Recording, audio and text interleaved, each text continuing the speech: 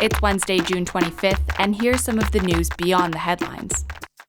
The former army chief who led a coup against Egypt's first democratically elected leader has decided that as the country's new president, he's going to be picky about how he uses his power. President Abdel Fattah el-Sisi says he won't interfere with the verdict that sentenced 3 Al Jazeera journalists to between 7 and 10 years on Monday. The decision spurred a rumbling of outrage within the international community, with many heads of state and diplomats urging Egypt to reconsider the decision. But Sisi says their rulings must be respected and nobody should criticize them. British Foreign Secretary William Hague has questioned Egypt's political future over its latest judicial decisions, but that hasn't stopped the UK from selling weapons to Egypt and other oppressive regimes. Just days after the world's largest arms trade show was held in Paris, a report by the Campaign Against Arms Trade listed Saudi Arabia and Egypt as some of the biggest buyers of British-made weapons. Some of the purchase inventory includes grenades, tear gas, assault rifles, and military vehicle and aircraft equipment.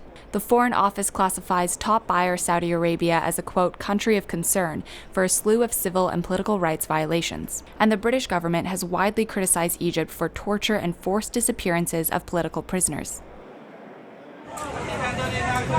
Malaysian police have violently confronted nearly 1,000 environmental activists outside a controversial rare earth elements processing plant in the country's east.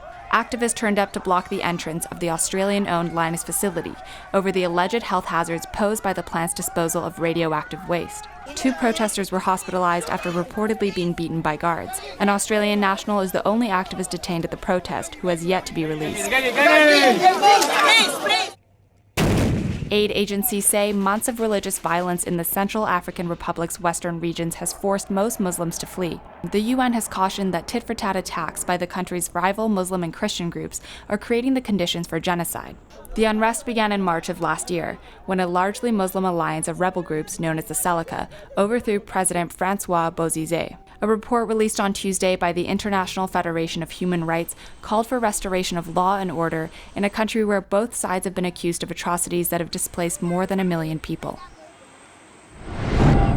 Check out the VICE News YouTube channel for more original reporting and documentaries from around the world. They actually fingerprinted me and took a mugshot, like I was a criminal. I had proof that I had the money order. She just wanted us out.